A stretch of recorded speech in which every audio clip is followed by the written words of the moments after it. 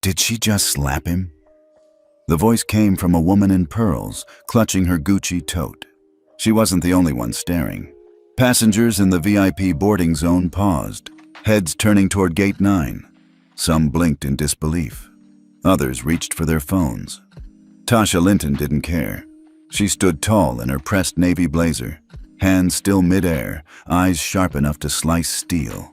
"You don't belong here," she barked at the black man crouched under the left wing of the hybrid jet.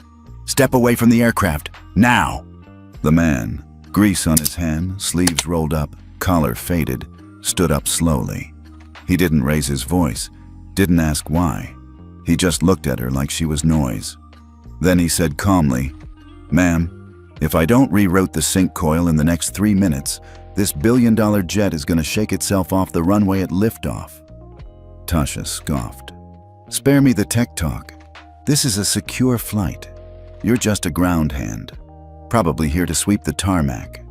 Someone behind her snorted. A teenage girl in a Stanford hoodie, now recording on her phone, whispered to her friend. She slapped him, then said, "Go sweep the tarmac." Oh, she's done. What would you do if someone slapped you at work, in front of a plane full of people? Tell us where you're watching from. Jeremiah Owens said nothing. He crouched again and reached inside the service panel, unfazed. He didn't need to defend himself. The wires would do it for him. Inside the belly of the Lilium X9, the hybrid coil was misfiring, its magnetic polarity drifting off-center.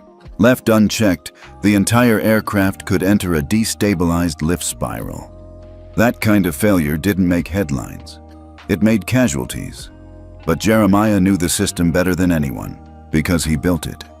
Not just this plane, but the very technology the company depended on. A decade ago, they scrubbed his name from the patent and sold his work to private aerospace firms under company assets. So, he walked away. Until today. "You've got some nerve," Tasha muttered, watching him reconnect the ground harnesses. "Acting like you're some kind of engineer. You people always pushing into spaces you don't belong." A few heads turned at that. Jeremiah stood again, wiped his hands, and looked her dead in the eye. "I belong exactly where I am." The technician on shift, Derek, clipboard still clutched to his chest, ran over, wide-eyed. Whoa, is this real? Did she just..." Jeremiah raised one hand. "It's handled." "No, man, that's not okay. I saw that. She hit you. That's assault." "She's loud. I'm used to loud." Derek opened his mouth, but Jeremiah was already walking off the tarmac, toolbox in hand. He didn't look back. Didn't need to. The jet had stopped humming wrong. The panel was sealed. The magnetic field was rebalanced. It would fly. Because of him. 10 minutes later, in a quiet wing of the Tech Grid Operations Building, Jeremiah stood in front of a secured biometric scanner. He slid a badge from inside his wallet. One with no company logo, no job title, just a name. The scanner blinked green. Doors opened. Inside, a touchscreen flared to life. Tech Grid Black Panel Access. Authorized. He tapped once, pressed a 6-digit override code, then placed his thumb on the emergency authorization pad. A warning flashed. "This action will revoke real-time chip functionality from all contracts tied to hybrid flight control systems across Quantec, Apex Sky, Verticair, and Lyra Fly." "Proceed?" He pressed yes. At that exact moment, 4 control towers across the country went red. Chip handshake failure. AI stabilization revoked. Navigation sync lost. All Lilium X9 takeoffs suspended. 1.2 BB in contracts frozen for breach of ethics review. Back at Gate 9, Tasha Linton's smile dropped when her company iPad locked itself out with a red screen. Flight crew access suspended. Compliance review pending. And the Stanford girl, still filming, still smiling. "That's what we call consequences," she whispered. Meanwhile, Jeremiah stepped out into the daylight, toolbox still in hand. His phone buzzed. "Tech Grid Legal. We've flagged the incident. Passenger video acquired. Crew member under investigation. Internal ethics team notified. He didn't gloat, didn't tweet, didn't explain, because Jeremiah Owens didn't need to shout. The system would speak for him. The sun hadn't fully risen over Tech Valley, but Jeremiah was already back at his garage. He pulled the metal door halfway shut behind him, not to keep people out, but to keep the world quiet. The kind of quiet where machines could breathe and thoughts had room to stretch. The same worn flight jacket hung by the door, his father's jacket, a Vietnam vet, a man who taught him how to break apart engines like puzzles. Fixing things wasn't just a job, it was blood memory. Jeremiah moved to the workbench. Wires, panels, magnets. No noise, no judgment, just precision. He sat down and powered up the small prototype on his desk, a personal project he never let anyone see. It looked like an oversized circuit board, but embedded inside was something more. A miniaturized version of the sync control chip he had designed a decade ago, before it was stolen, before they erased his name. 10 years ago, back when Quantech had been a scrappy startup with one foot in aerospace and the other in DC lobby offices. Back when they came to him, a self-taught systems engineer with nothing but notebooks and a wild theory about quantum-latched polarity. Back when they called him brilliant, until the moment he asked for equity. Then came the silence, the legal language, the threats, and finally, the confidential reassignment of intellectual property. They buried him under paperwork, stripped his name from the filing, and locked it all under a patent cluster tied to a fake shell firm. Jeremiah didn't fight, not with lawyers. He walked away and started quietly building the next thing. His phone buzzed. It was Nina, the only person at TechGrid who still had his number. Nina, I heard, Gate 9, that girl's video is already getting traction. You okay? Jeremiah stared at the screen. He didn't text back, not yet. Instead, he walked over to a dusty file cabinet and opened the third drawer. Inside were neatly stacked manila folders, dates, reports, copies of old design drafts with his initials in the corners, and a single document, laminated. It was the original schematic, the one that matched the core build of the current Quantech hybrid chip. There, in faded blue ink, were the words, Owens Lock Config V1.3, signed off 11/12/2013. Locke was his old partner, the only one who'd stayed silent when the company folded him out of history. That silence still stung. Jeremiah slid the folder back and turned to the whiteboard behind his desk. He picked up a marker and wrote two names, Quantech, Tasha Linton. He stared at them. Tasha was a symptom, not the disease. Her slap was public, but what she represented had been slapping him in the face for years. Dismissal, disrespect, disbelief that someone like him could know more, build more, be more. But now he had more than proof. He had leverage. Across town, in a glass tower lined with LED panels, a crisis team at Quantech was already scrambling. CEO Harper Dane stood with his back to a room of advisors, watching 4 red lights blink on a dashboard screen. Apex Sky, Verticaire, Lyrafly, and their own, Quantech, were all reporting system integrity failures. The chip was failing across multiple aircraft, which meant Jeremiah had activated the kill switch, which meant he hadn't just fixed the jet, he'd just pulled their spine out by hand. Back in his garage, Jeremiah finally replied to Nina. Jeremiah, I need 72 hours. Can you get me into the next funding round review? Nina, you're asking to present? Publicly? Jeremiah, no. I'm asking to make them flinch. Nina, copy that. You got 72. I'll cover the rest. He tossed the phone on the desk, then picked up a soldering pen. If they wanted a war, they'd get one. But not with noise, with silence, with systems, with the truth written into every line of code they thought they owned. That night, Jeremiah drove out to the overlook by the old airstrip. He sat on the hood of his truck and looked down at the lights of Techport blinking far below. All those suits, all those polished people in boardrooms who'd never even touched a coil in their lives. They forgot something. They forgot that you can't fly without the ground crew. You can't soar without the man under the wing. And you damn sure don't slap the man holding your flight together with 2 wires and 30 years of grit. He sat in silence, the prototype chip in his palm. It pulsed once, soft blue, like it knew. Tomorrow, they'd start asking who he was, and Jeremiah Owens would make sure they never forgot again. Somewhere above Manhattan, a commercial hybrid jet circled for the 3rd time. In the cockpit, the captain's voice cracked through the intercom. "We've been advised of a delay in navigation reauthorization. Please remain seated." Passengers groaned. But it wasn't just this flight.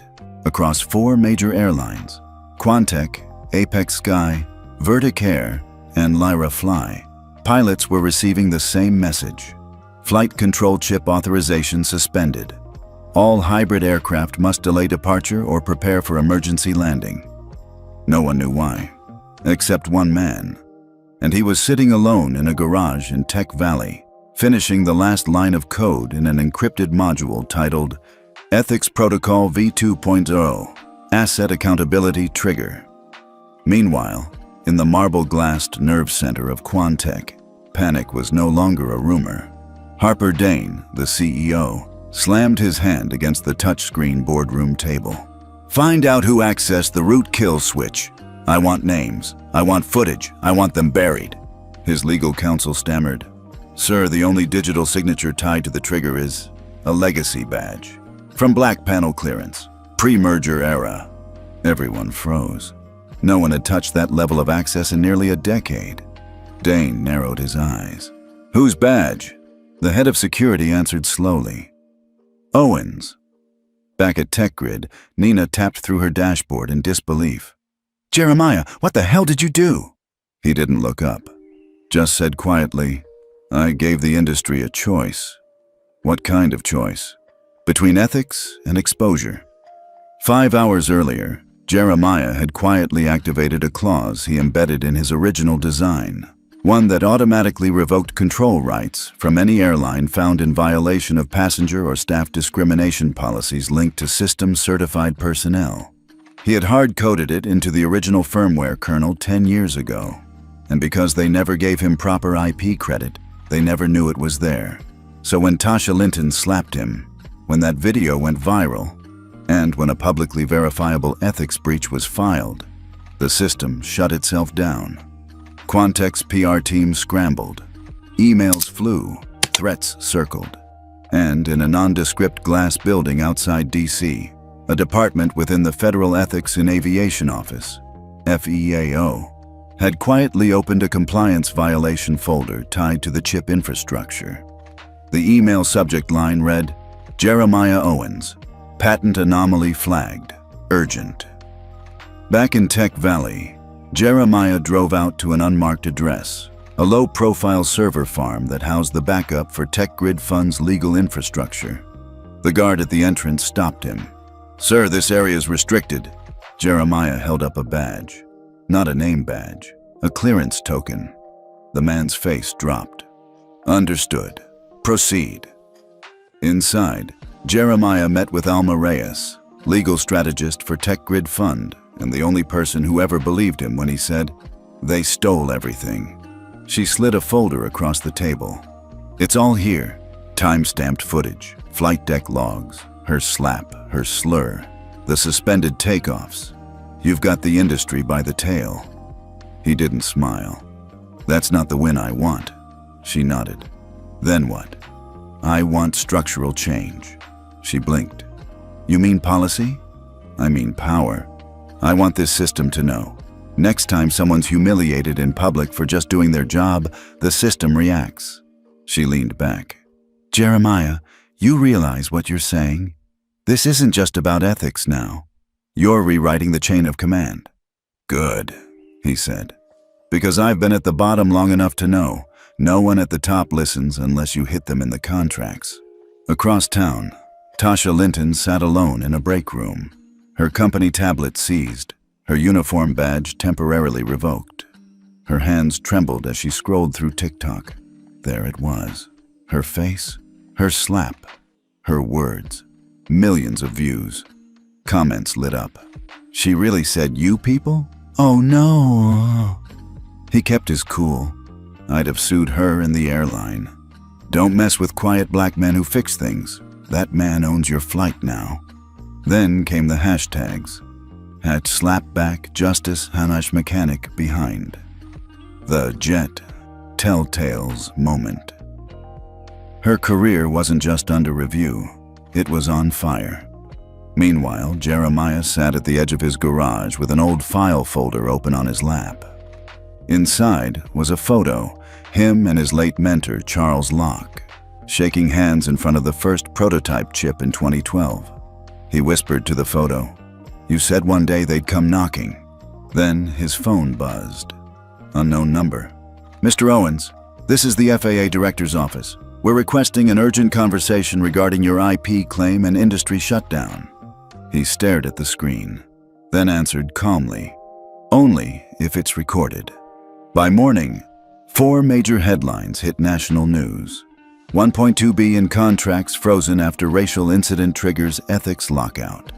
FAA launches probe into Quantec's chip infrastructure and stolen patents. Unknown mechanic behind safety kill switch reveals deeper flaw in system. Industry ethics compliance to be tied to in-flight crew behavior starting Q4. And in small print buried on page 5 of Tech Daily, Jeremiah Owens, 49, systems engineer and original architect of the hybrid flight stabilization chip, confirms long-suspected ties to TechGrid Fund, the private equity body holding majority arbitration rights over aerospace patents filed between 2010 to 2017. He didn't need applause. He didn't need revenge.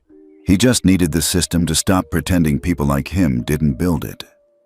The boardroom at Quantec HQ smelled like fear. Filtered air, expensive leather, and a trace of desperation. 12 executives sat around a long obsidian table. Behind them, an entire legal team stood stiff, blinking into silence as the doors opened. Jeremiah Owens stepped inside. No suit, no tie, just a clean black shirt, sleeves rolled up, and the faint scent of jet fuel still clinging to his skin. Harper Dane stood first. "Mr. Owens, I believe there's been some misunderstanding." "No, Harper," Jeremiah interrupted. "There's been a decade of theft. What you're experiencing now is clarity." Dead silence. The room tensed. Only one voice broke it. Maggie Lowell, head of strategic risk. "What exactly do you want?" Jeremiah dropped a small black case on the table. It clicked open, revealing a single silver chip, marked with an etched JO initials and a 2012 patent date. "Everything you're flying with today started here, in my garage, with my name on that chip. And for the past 10 years, you've used it, built on it, and erased me from every credit sheet." "You were paid," Dane snapped, "for a prototype, not for my system, and not for my ethics module." The room shuffled. Jeremiah looked around. "You want to know why 143 flights got held midair? Why 4 of your competitors had their boardrooms crash within an hour of each other? Why the FAA just subpoenaed your back-end logs?" He leaned in, calm, icy, clear. "Because I wrote the rule that if any airline using my chip ever assaulted a certified crew member or technical contractor in uniform, the system would shut them down." Maggie blinked. "You predicted this?" "I protected against it." A long silence fell. Then Harper smirked. "So what do you want? Money? We'll pay." Jeremiah didn't blink. "I want names." "Excuse me? I want every executive that signed off on suppressing my patent. I want every director who voted to license my chip without attribution. And I want a public apology, not to me, but to every black mechanic, janitor, engineer, and tech you've overlooked because of how we look." One man at the far end scoffed. "This isn't about race." Jeremiah turned. "You sure?" He reached into his pocket and placed a flash drive on the table. "Because here are internal emails from 3 years ago. Don't spotlight Owens. He's not boardroom friendly. He photographs like a janitor. No one moved. Then, the door opened again. A woman walked in. Elegant, older, black power suit. She moved like someone used to commanding attention. "Who is this?" Harper frowned. Jeremiah answered. "This is Vivian Keene, lead counsel for the Tech Grid Fund, and the woman holding the arbitration rights over your next $400 million tech contract." Vivian smiled coldly. "I'm also here to inform you that the fund is freezing all pending disbursements until Quantech undergoes a full ethics compliance audit. That includes your executive ranks, your flight crew evaluation system, and your partner firm's hiring practices." "You can't do that," someone barked. She pulled a thin folder from her briefcase. "We already did, and the FAA has approved our ethics tiering framework under the Flight Justice Pilot Program. Starting next quarter, airlines without verified anti-discrimination protocols will lose federal safety alignment priority. You fail that, you lose international clearance." A pin could have dropped. Outside the boardroom, Tasha Linton stood behind a glass wall, watching. Her eyes were red, not just from the shame, but from something deeper. Guilt. She'd watched the footage. Watched herself slap a man doing his job. Watched the world replay it over and over with captions like, "This is what systemic disrespect looks like." He stayed calm. That's power. Watch her career dissolve in real time. She'd been suspended indefinitely. But worse, she wasn't sure she even wanted it back. In the boardroom, Harper leaned forward, tone ice cold. "You're burning bridges, Owens. Be careful. This industry is small." Jeremiah picked up the flash drive. "No, Harper. You already burned the bridges. I'm just the one standing on the other side, holding the matches you left behind." He walked out. That night, a press conference was held, not by Jeremiah, by Vivian Keene, standing beside a FAA spokesperson and 3 legal analysts.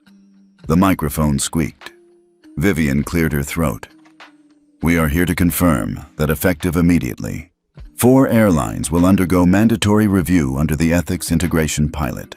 The technology that allows our jets to fly was born from the mind of a man the system tried to erase. His name is Jeremiah Owens, and thanks to his work, we now have a system that can detect and respond to ethical failures in real time." Tasha watched it from her couch. Next to her sat a box of her old badges.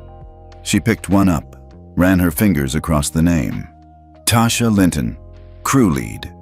Then she turned to her laptop, opened a blank document, and wrote, "To Mr. Owens, I was wrong." She didn't know if she'd send it, but for the first time, she felt like she needed to say it. Back in Tech Valley, Jeremiah returned to his garage. Nina was waiting, holding 2 beers. "That went well," she smiled. "I didn't punch anyone," he said. "So, yeah." They clinked bottles. She looked at him. "So what now? Lawsuits? Buyouts? Redemption arc?" Jeremiah walked over to the workbench, laid out 3 new chip prototypes. "None of that," he said. "We build a system where no one ever needs to shut down the sky just to be treated with respect." She nodded, and for the first time in a long time, he smiled. The light from the hallway cast a soft orange glow across Tasha Linton's apartment. It was 2:47 a.m. She hadn't slept. Not really. Not since that day on the tarmac. Not since the sound of her palm cracking against Jeremiah Owens's face became a viral ringtone. She sat at her kitchen counter, hands wrapped around a cold cup of coffee, staring at a paused video still on her laptop screen. Her own face. Eyes narrowed, jaw tight, hand mid-swing. She pressed play again. The slap, the silence. His stare, calm, quiet, unmoving. And the way she spun around, still believing she'd won something. Now, all she could think was, what the hell was I trying to prove? Her phone buzzed. A message from her sister, Kayla. "Girl, Mom saw the footage." She ain't say a word, just shook her head. That was worse. Another buzz, an email, from HR. Subject, Disciplinary review extension, pending termination hearing. Tasha closed the laptop. Her apartment, once spotless, was now scattered with unopened mail, crumpled napkins, and a growing army of takeout boxes. She didn't care. Couldn't. Shame was heavy. It clung to everything. But deeper than the shame was the memory of the look on Jeremiah's face. Not angry, not vengeful, just disappointed. Like he'd expected it. Like she'd confirmed some ugly truth he'd long carried. Down the coast, back in Tech Valley, Jeremiah was awake too. But not from regret, from calculations. 3 different monitors lit up his garage office. On one, FAA ethics framework draft. On another, proposed interface designs for what Nina jokingly dubbed the Sky Conscience system. On the third screen, an incoming video call. Vivian Keene. He answered. "Still up?" "Always," she said. "Nice to know you don't sleep either." Jeremiah smiled. Barely. She continued. "I got the early results from the public sentiment tracker. You're polling as heroic disruptor in 42 states. Even the conservative boards are calling you brilliant but dangerous, which honestly is a win." He leaned back. "I didn't want to be anyone's headline." "Well, too bad. You became one, and now we use it." She paused. "Jeremiah, the fund wants to offer you a full buyout of your arbitration rights. $14.2 million up front, plus executive role on the ethics board. You'd lead the National Evaluation Framework." He didn't speak right away. Vivian studied his face. Then, "Unless you're planning something else." Jeremiah exhaled. "I'm not done yet." That morning, he and Nina stood before a whiteboard that stretched across the length of his office. On it, a flowchart labeled Flight Justice Index, FJI. Colored arrows connected metrics like onboard crew interactions, contractor respect incidents, passenger complaint depth, social media volatility rate, power differential triggers. Nina whistled. "This isn't a rating system. It's a social barometer." "That's the point," Jeremiah said. "Airlines respond to pressure, not principle. So, I'm building the pressure into the infrastructure." She tapped a square labeled Crew Equity Protocol, CEP. "Sounds like you're trying to engineer morality." He looked at her. "I'm trying to make disrespect cost something." Across town, at a small therapy office just outside San Mateo, Tasha Linton sat on a worn leather couch. This wasn't her first session, but it was the first one where she talked. The therapist, a calm, middle-aged woman named Dr. Reynolds, listened quietly. "I didn't even think," Tasha was saying. "I just reacted. I saw him under the plane. I assumed he didn't belong, and when he said it was his system, I thought, there's no way." She wiped her nose. "I didn't question whether I was wrong, just doubled down." Dr. Reynolds nodded. "Why do you think that was?" Tasha looked down. "Because if I was wrong, then I wasn't just rude. I was dangerous." She paused. "And deep down, I think I've been that kind of dangerous more times than I care to count." That evening, she sat in her car outside Quantec HQ. Not to beg for her job, to return her badge. She walked to the front desk, placed it on the counter, and said quietly, "I won't be coming back." The receptionist said nothing. Tasha turned, walked out. Lighter. Then she reached for her phone, typed out a text. To Jeremiah Owens. "I'm sorry, I know that doesn't fix it, but I needed you to hear it." She hit send, didn't expect a reply. Jeremiah read it late that night, didn't respond, not yet. Instead, he wrote a note to himself. If redemption is real, it should change systems, not just people. 2 days later, the FAA released a statement. In partnership with the Tech Grid Fund and verified developer Jeremiah Owens, the Flight Justice Index will be piloted across 5 major carriers beginning next quarter. That same day, 4 more mechanics across the country shared stories of mistreatment. One posted a photo of a union patch with the caption, "We're not just fixing planes anymore, we're fixing the damn sky." Tasha read it from her phone while boarding a regional flight home to Michigan. She kept her head down, avoided eye contact with the new crew. As she took her seat, the flight attendant, a young Latina woman, leaned in and whispered, "Hey, just so you know, some of us saw you do the right thing. We saw the footage of you turning in your badge. That took guts." Tasha blinked, then nodded. "Thank you." The woman smiled. "Let's get this bird off the ground, yeah?" Tasha looked out the window as the plane pulled onto the runway. Somewhere above her, jets were now flying with Jeremiah's code keeping them honest. Back in Tech Valley, Jeremiah stood in front of a packed auditorium. The first public ethics board hearing was underway. Vivian introduced him simply. "This is the man who taught the sky to say no." He took the mic and didn't talk about algorithms or lawsuits. He said, "I was slapped on a runway, not just by a hand, but by every assumption people like me carry, that we're not supposed to be at the table, not supposed to build things, that if we are good with our hands, we can't be great with our minds. But I'm not here to punish the sky, I'm here to rebuild it, because dignity doesn't have a dress code, and respect should never need to file a patent." The crowd stood, not because it was polite, but because it was right. 3 days after Jeremiah's ethics hearing, the footage of the slap hit 12 million views. Not because of outrage, because of the quiet, because a man was humiliated in public and didn't explode. He absorbed it. He stared at it. And then he rebuilt the world that allowed it. Bernard "Skip" Moultrie, a veteran black mechanic with 28 years under his belt, stood watching the clip on his phone. Younger techs gathered around. One of them nudged him. "Hey Skip, wasn't Jeremiah your apprentice back in '09? Skip chuckled. "That boy knew systems like a preacher knows scripture. Told me once, 'Mr. Moultrie, planes lie, but math don't.'" The guys laughed, but Skip didn't, not fully. He zoomed in on Jeremiah's face after the slap. "I told him once the sky ain't fair," he muttered.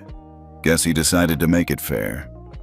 Amelia Zhang, a flight attendant for Skyreach, stared down at her tablet. Internal memo. Flight Justice Index Compliance Audit to begin Q2. Underneath, crew are advised to undergo updated ethics refresher modules. Behavior will be measured, weighted, and submitted to independent board. Her co-lead, Jordan, groaned. "Seriously?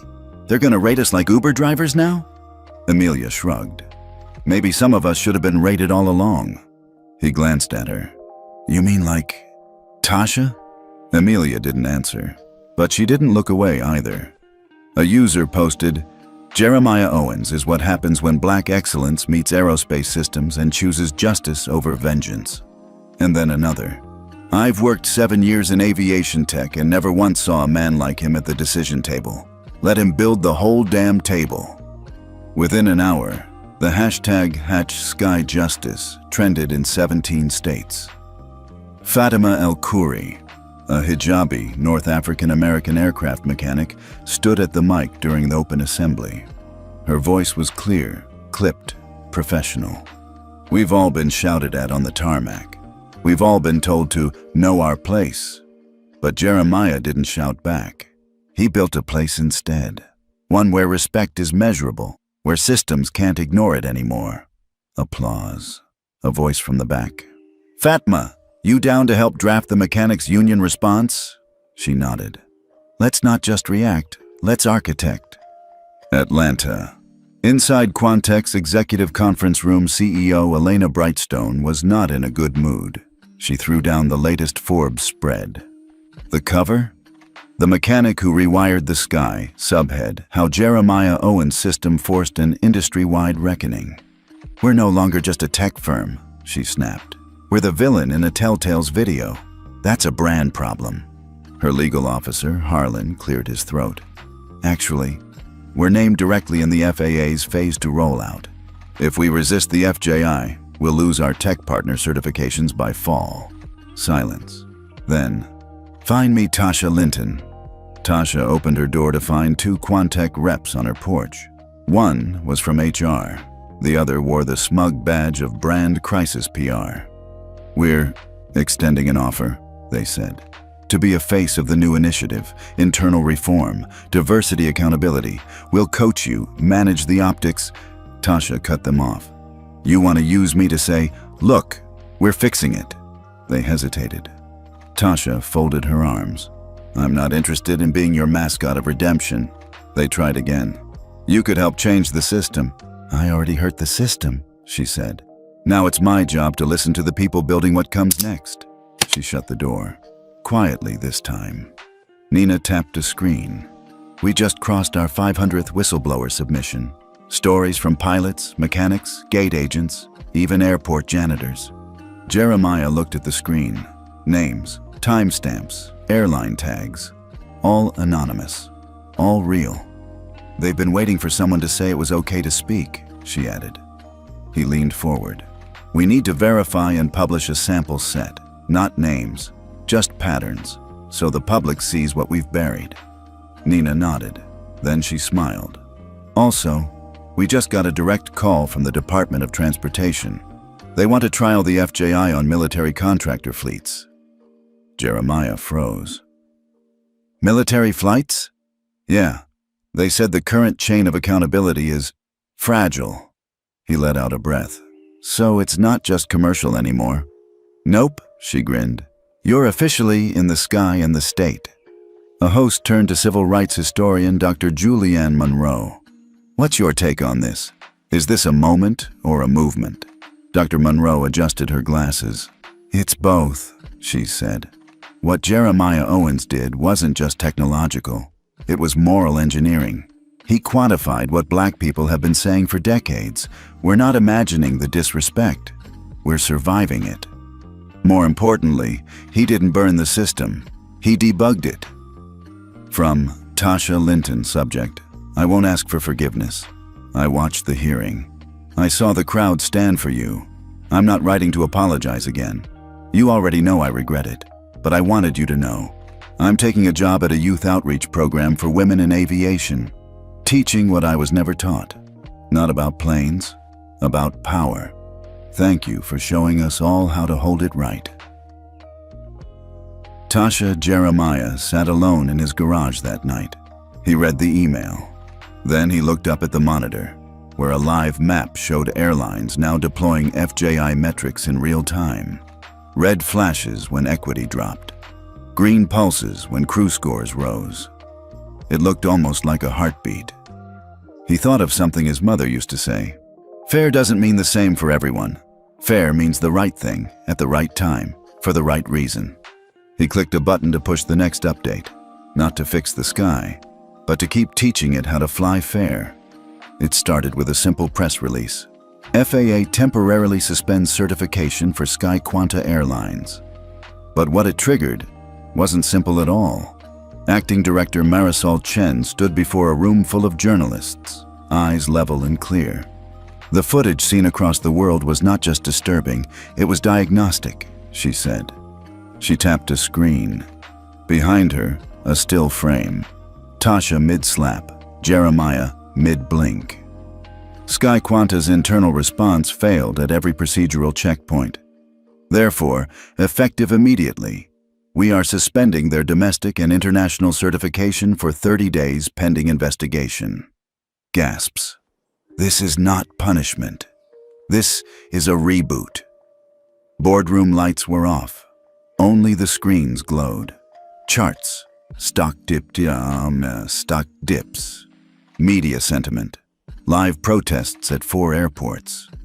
One exec whispered, "They're saying it's the biggest operational grounding since 9/11. Another added, "We've lost $1.2 billion in pending defense tech partnerships because of FJI non-compliance." The CEO, Elena Brightstone, turned toward her advisor. "Where the hell is Jeremiah Owens now?" The room went quiet, because they all knew. He wasn't hiding. He was presenting. Jeremiah stood on stage, no suit, just his navy work jacket with a FJI patch now stitched above the pocket. Behind him was a sleek dashboard of real-time ethical performance from over 87 airlines, color-coded, quantified, and live.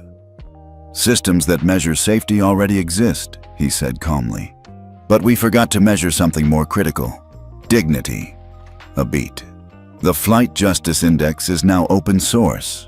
Every airline that wishes to restore public trust must adopt it, or explain to the world why they won't. The applause didn't explode. It rolled like thunder. User Grace. In Montana, 55, this man isn't just a mechanic. He's a moral engineer. I cried watching him speak. User Soul Justice, 74. He said more with quiet math than 100 outrage rants. Respect. User Air Mama 62. To tell me where you're watching from. Brooklyn here. And yes to this kind of leadership. It's about time. Jeremiah sat calmly at the hearing table, flanked by FAA reps and whistleblower lawyers. A senator asked, "Mr. Owens, do you believe this index could have prevented the incident you endured?" Jeremiah responded softly, "No system prevents hatred, but transparency makes it harder to hide behind uniforms." Another senator leaned in. "What if airlines refuse this?" Jeremiah didn't blink. "Then the public deserves to know which carriers believe dignity is optional." A junior executive slammed a report down. "6 of our competitors just signed the Owens Accord." "What?" "It's the Global Charter for Flight Ethics Compliance. Jeremiah's team drafted it overnight. They've got 9 countries reviewing it." An older VP sighed. "If we don't sign, we'll be blacklisted by every ethics-driven investor group from here to Oslo." "Are we really letting a mechanic dictate policy now?" The VP stared at him. "No. We're watching a mechanic fix what none of us had the courage to admit was broken." The acting CEO, cornered by investor revolt, stood on camera. "I want to publicly state our failure.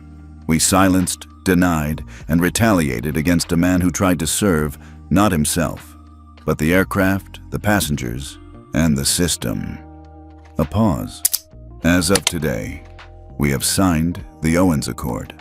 Our operations will resume once we pass full compliance review." Murmurs across staff rooms nationwide. One mechanic whispered, "He built a table, and now they're all crawling to sit at it." Nina walked in holding a letter. "You need to see this." He unfolded it. "Jeremiah, we just received the first non-commercial carrier request. The White House's own executive airlift fleet wants to integrate FJI. They're asking if you'd personally oversee the onboarding. You built a system for fairness. Turns out, even power wants a little help keeping itself honest." Jeremiah leaned back, didn't smile, just exhaled. The sky was changing. Somewhere, a mother sat her daughter down in front of a screen. She played the video again. The slap, the silence, the rebuild. And she said, "You see that man? He didn't scream. He didn't throw fists. He made something better than noise. He made consequences." Tasha Linton hadn't left her apartment in 6 days. The blinds stayed drawn. The fridge sat untouched. Her phone buzzed, vibrated, screamed, then died, buried under a pillow she refused to move. At first, she told herself it would blow over. Just another media cycle. They'll find something new to hate. But they didn't. Video titled Kim, Flight Attendant Slaps Black Mechanic, then Loses Her Life in 10 Minutes. Views, 9.4 M. Comments, 42K. She didn't just slap him. She slapped every man who ever got dismissed in a uniform. She looks right at him like he's nothing. That look is what broke me. She deserves to be fired, charged, and banned from every airline ever. And then came the edits. Freeze frames, replays, side-by-sides of Jeremiah at TechCon with her slap in slow motion. One influencer dubbed it, "the strike that sparked justice." A knock at the door. She flinched. Another knock, then a voice, familiar, aged but soft. "Tasha, it's Mom." She opened it halfway. Her mother stepped in, looked around. Silence. Then the older woman whispered, "You were raised better." Tasha sat down on the edge of her couch, shoulders drooped. "I didn't even think. He was just there, in the way, and I just—" Her mother didn't interrupt. She simply said, "He wasn't in your way. You were in his sky." FAA Press Office. Internal Brief. Subject: Personnel Review. Former Sky Quanta Flight Attendant Tasha Linton. Summary: 2 prior complaints from passengers. Microaggressions, dismissive tone. No formal disciplinary action prior to the Jeremiah Owens incident. Media pressure has made her a symbol, not just a staff member. FAA recommends psychological evaluation before re-entry into any commercial flight environment. Guest: Nina Randolph, host. "So, you're close with Jeremiah Owens?" Nina: "I am, but I'm not here as his spokesperson." Host: "Tasha Linton released a statement today. She says the pressure has been unbearable. She's contemplating things." Nina's face hardened. "I'm sorry she's struggling, but let's be clear. This isn't just about her anymore." She leaned forward. "Jeremiah got slapped in front of 180 people. Then he went home, built an index, and changed the world. If she wants healing, start by acknowledging what she broke."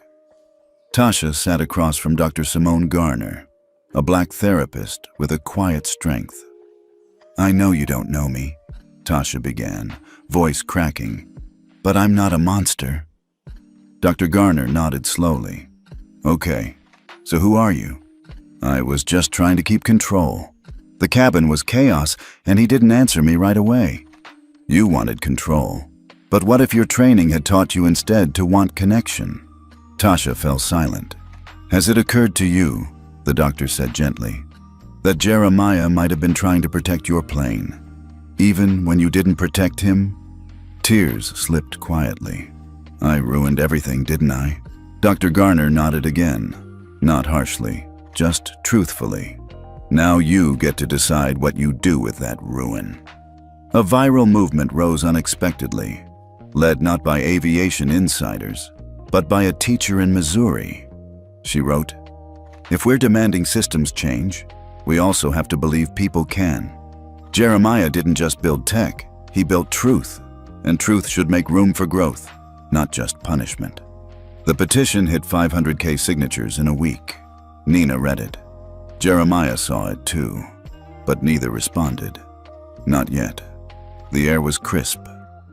Jeremiah was beneath the nose of a training jet when he heard footsteps. He didn't look up, not until the voice. "Mr. Owens!" He turned, and there she was, Tasha. No makeup, no badge, just a woman. Jeremiah stood slow. "I didn't come for redemption," she began. "I'm not asking for that." He raised an eyebrow. "Then what are you asking?" She held up a small, worn notebook. "It's a log of every incident I mishandled, every microaggression I let slide, every name I never learned." She stepped forward. "I brought it because I want you to know. I finally see what you saw all along." Jeremiah took a beat, then reached for the notebook. Their hand didn't touch, but something passed between them anyway. Not forgiveness, not friendship, just acknowledgement. And that was more than she thought she'd get. A photo, the notebook. No caption, just hashtags. Hashtag flight justice has see us clearly that repair is work. Heard her out, didn't hate her. Might be a first step, but it's not mine to define. Let's keep building. 3 weeks after the slap that changed everything, the industry finally blinked. Not out of kindness, not because it was the right thing to do, but because the money moved. At exactly 7:00 a.m. EST, a quiet but seismic event shook the aviation sector.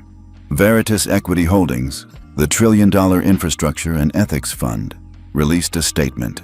Effective immediately, all funding related to aviation operations, infrastructure, and digital modernization will require full compliance with the newly adopted Flight Justice Index, FJI, effective globally. The memo was short, but the implications? Massive.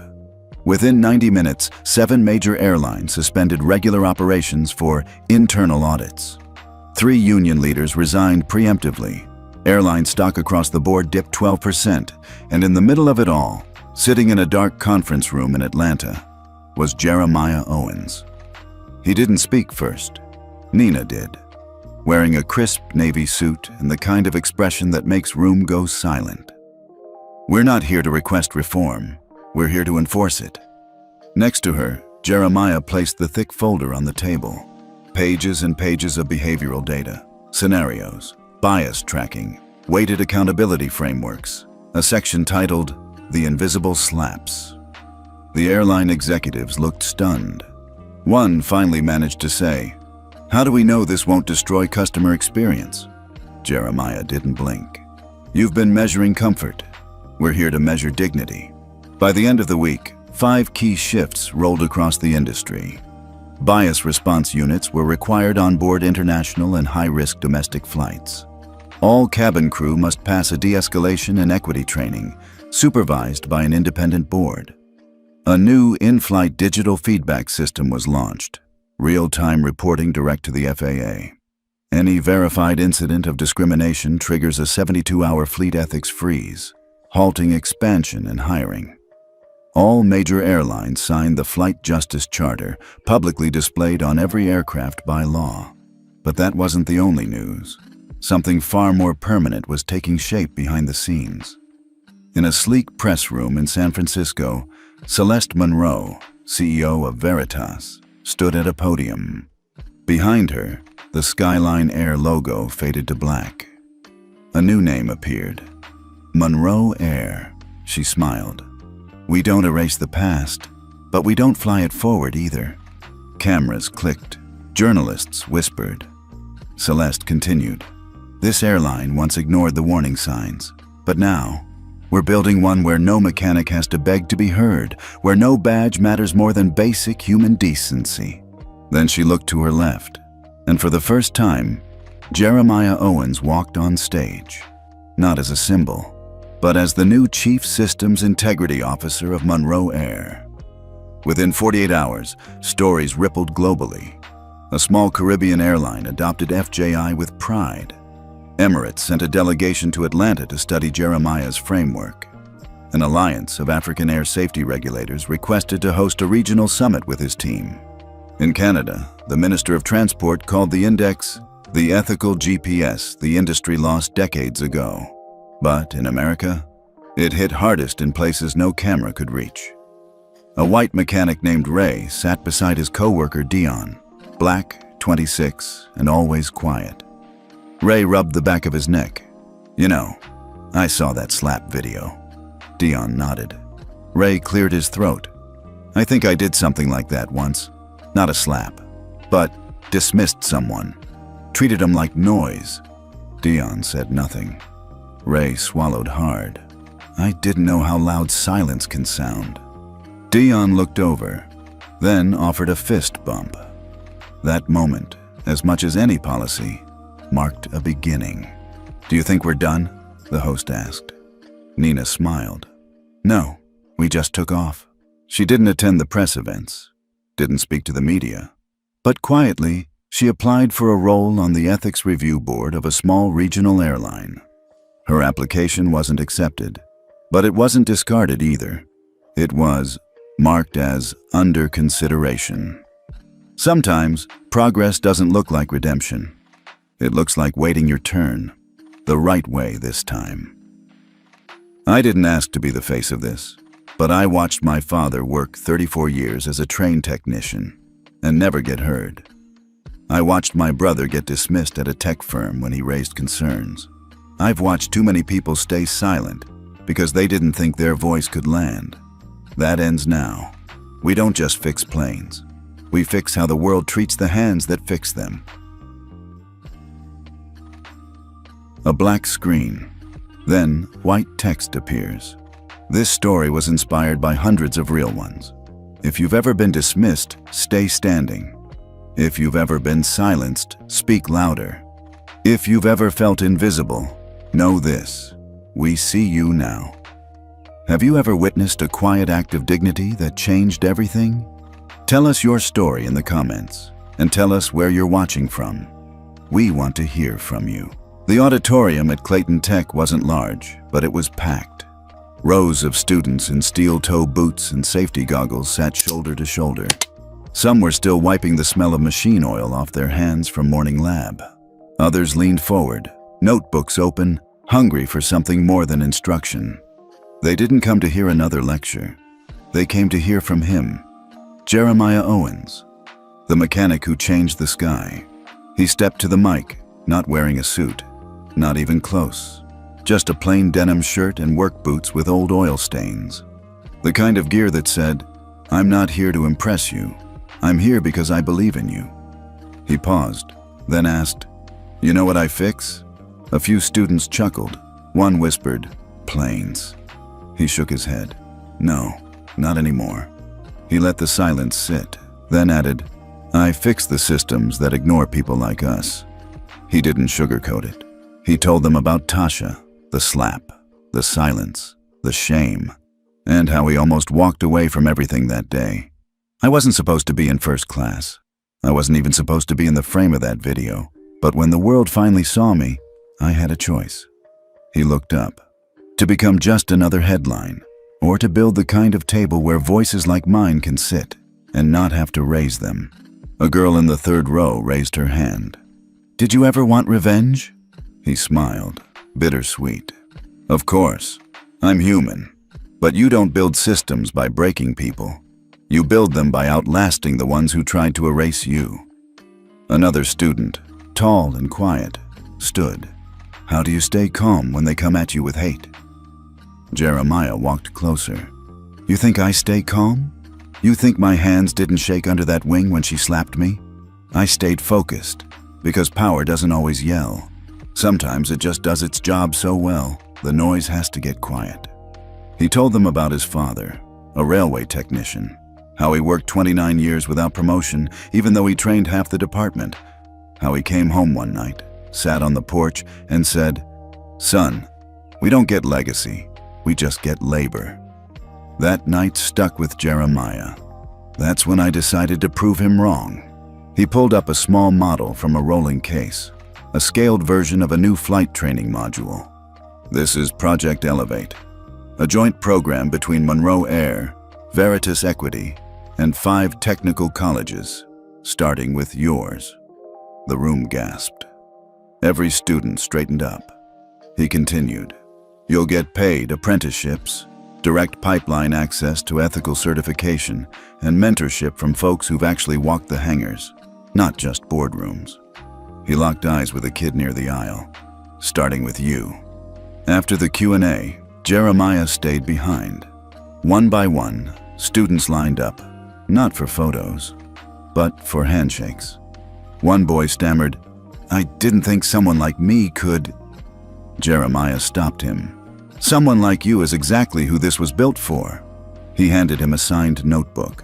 On the cover, "Fix more than engines, fix systems." Later, in the faculty lounge, the dean poured Jeremiah a coffee. "She proposed to you, didn't she?" he asked with a smile. Jeremiah laughed. "She did, right on the tarmac. Caught me off guard." The dean leaned forward. "You ever think about saying yes?" Jeremiah paused. "Every now and then. But that proposal was born from guilt, not grace. I needed time, and she needed healing." He looked out the window. "Maybe one day we'll meet again, on level ground." Tasha Linton didn't disappear. She quietly joined a reconciliation program for former airline staff. Not to redeem herself, but to listen. To passengers who looked like Jeremiah. To coworkers she once ignored. To her own silence, and what it cost her. She now volunteers for a non-profit offering conflict resolution training for frontline workers. No camera crews. No applause. Just one seat, one voice at a time.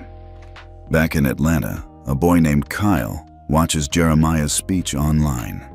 He's 12, black, into robotics. Never thought aviation could be for someone like him, but when he sees Jeremiah on screen, he runs to his mom. Can I fix planes too? She smiles. You can fix anything. A few weeks later, Jeremiah records a short video for Monroe Air's internal channel. He's not on a stage, just in a hangar, wearing gloves, engine behind him. If you're watching this, you're probably someone who knows how to fix things. But maybe you've been told your voice doesn't matter, that your work stays in the shadows. I'm here to tell you, we see you. Your silence isn't a sign of weakness, your calm isn't passivity, and your patience, that's power. The skies are changing. Keep building. We'll meet up there. He ends the video and goes back to work. It was quiet again. No applause, no press, no tension. Just the whisper of wind brushing the sides of the hangar and the hum of fluorescent lights slowly warming to life. Jeremiah stood alone in Bay 4, hands in the pockets of a worn gray hoodie, the same one he wore that morning, months ago, when everything changed. It wasn't nostalgia that brought him here at dawn. It was rhythm, familiar, grounding, like his father used to walk the train yard in the dark before his shift began. Silent, unseen, anchored. Jeremiah had adopted the same ritual, long before anyone knew his name. Today, though, he wasn't entirely alone. Near the cargo doors, a young woman sat on a wooden crate, sketchpad balanced on her knees. Her pencil moved in quick, confident strokes. She didn't notice him at first, too focused on the lines, the weight ratios, the stress points of what looked like a new gear system. He walked over quietly. "What are you working on?" he asked. She looked up, startled, then relaxed into a smile. "The landing gear design. I think the stabilizer is misaligned in the current version. Just trying something new." Jeremiah raised an eyebrow. "How old are you?" 17, she said. "Elevate Cohort 3. He nodded, impressed. A few years ago, someone like her, black, young, female, would have been ignored, passed over, told to stick to the manuals and not get ahead of herself. But things had changed. Now, sketches like hers went straight to the round table once a month, where engineers, pilots, and yes, mechanics sat side by side. Jeremiah never said much at those meetings.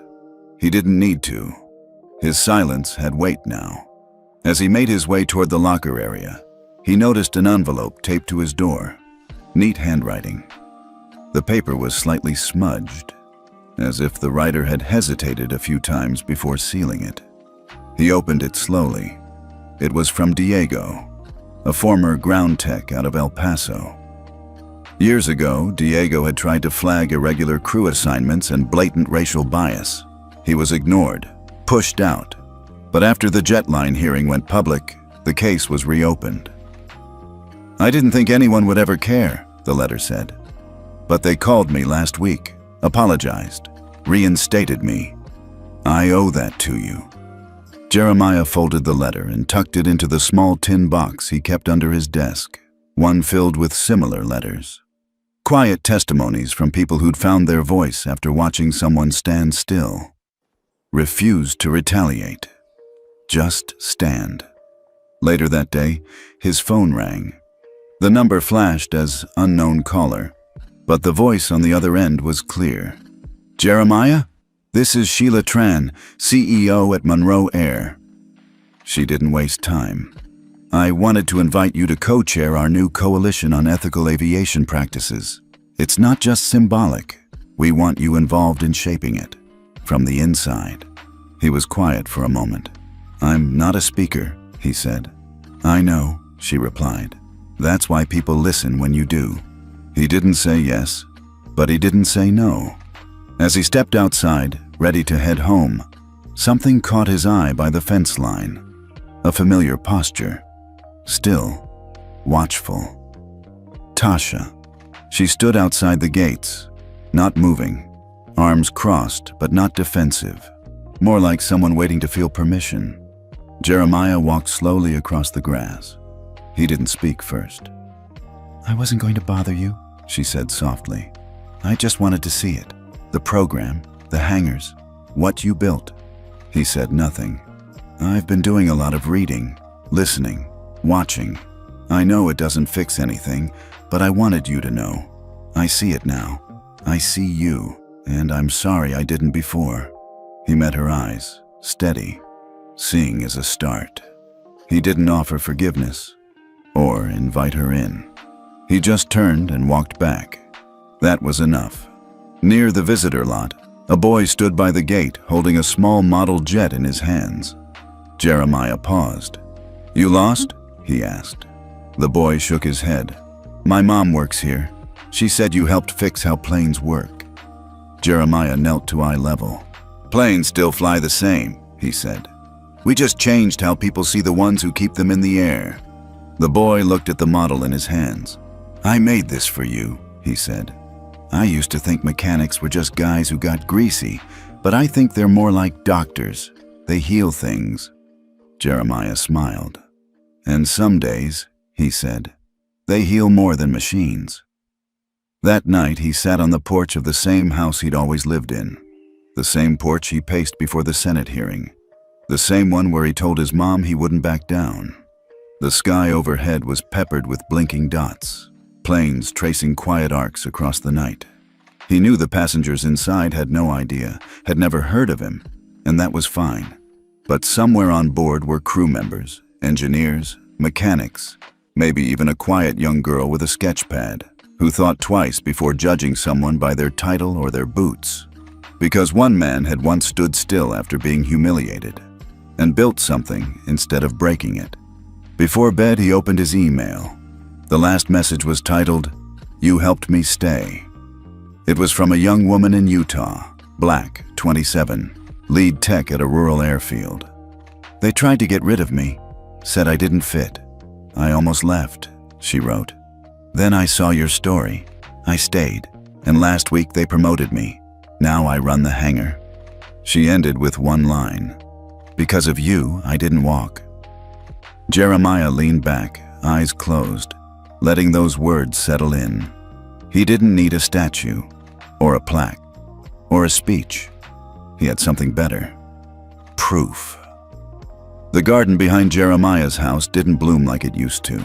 Not because of neglect, he still watered it every other day, but because time and soil had changed. The roses were fewer, the lavender more stubborn. But in their place, something else had grown. Patches of sage, wild mint, and a small bed of marigolds planted by neighborhood kids from the summer program. Every Saturday, they showed up in 2s and 3s, some in hand-me-down jeans, some in uniforms from the Elevate Technical Academy, eager to work on drones, sketch designs, or just listen. Jeremiah never advertised. They just came. That morning, he was setting out a tray of lemonade when a knock sounded at his front door. It wasn't a delivery. It wasn't news. It was his mother. He blinked twice, then smiled wide and real. "You came," he said. "You sent a plane ticket, didn't you?" she replied, patting his cheek like he was 5 again. "You know I never turned down first class." She moved slower now. The cane helped, but her eyes still scanned a room the way they always had, looking not for dust or mess, but for traces of where her son had been, what he'd become.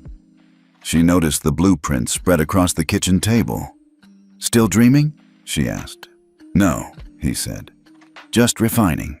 They sat for hours on the porch, watching the wind toy with the edges of the napkins, listening to kids in the distance try out flight code on their homemade drones.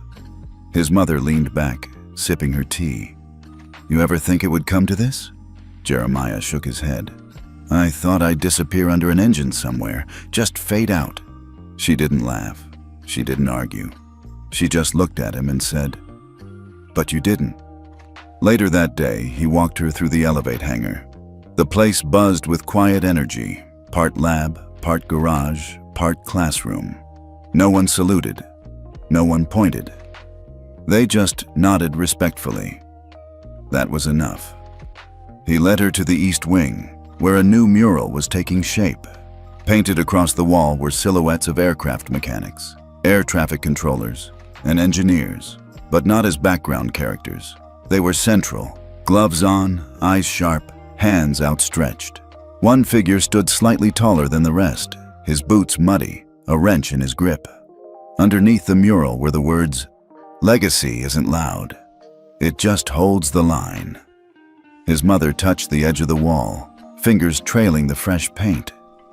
"You gave them something real," she whispered. Jeremiah watched the faces of the kids painting nearby.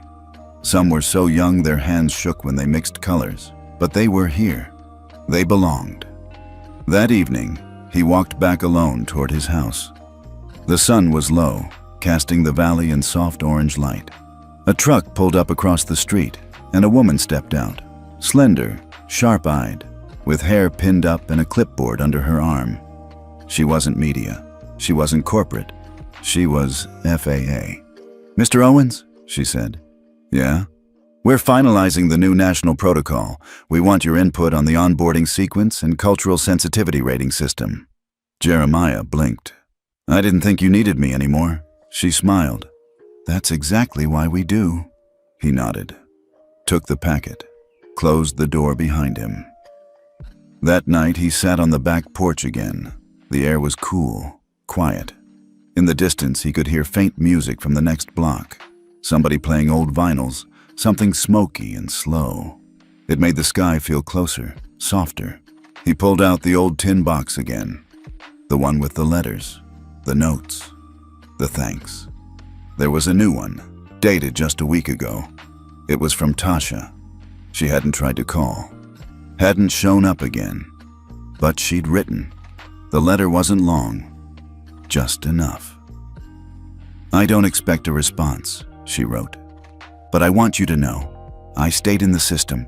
I didn't quit. I'm doing the work. It's not penance, it's purpose.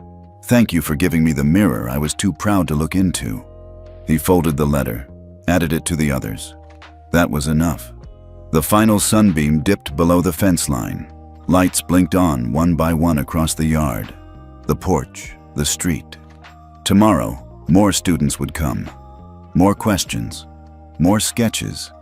And Jeremiah would do what he always did.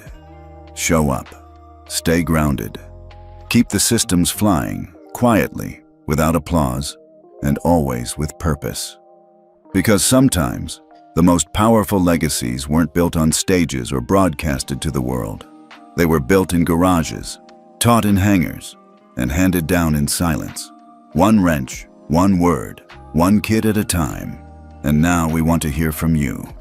Have you ever seen quiet strength change an entire system? Tell us where you're watching from and what moment in Jeremiah's story spoke to you most. We read every comment.